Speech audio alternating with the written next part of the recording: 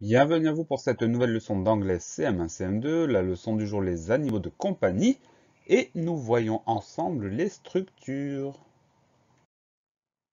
Une première structure, une première phrase que l'on va rencontrer dans cette leçon, nous l'écoutons ensemble. I have got. I have got, qui veut dire j'ai. Donc on la réécoute I have got. avec la phrase qui s'est affichée, I have got. Donc c'est la première personne du singulier du verbe avoir, j'ai.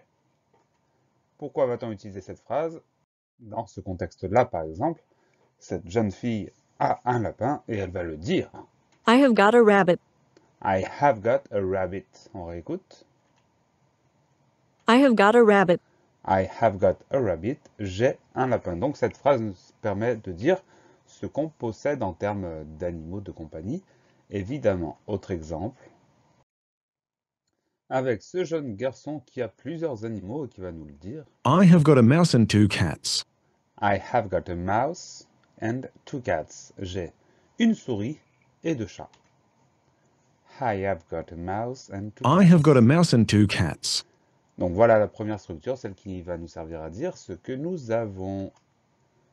Deuxième structure, on va demander à quelqu'un s'il possède un animal en particulier. Have you got a?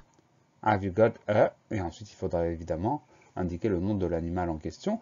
Réponse, Yes, I have. oui. Donc là c'est une réponse courte. No, I haven't. Ou non. Have you got a? Have you got a?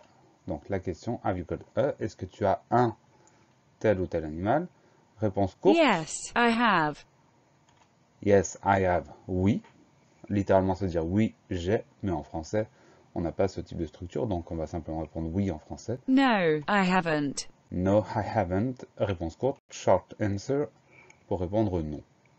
Allez, deux exemples. Cet homme nous répond à notre question au sujet de l'animal qu'il possède. Have you got a turtle? Have you got a turtle? Est-ce que tu as une tortue? La réponse, évidemment. No, I haven't. No, I haven't. Non, je n'en ai pas. Have you got a turtle? Have you got a turtle? Est-ce que tu as une tortue? No, I haven't. Non. Autre exemple avec ce jeune garçon qui possède un cochon d'Inde. On lui demande Have you got a guinea pig?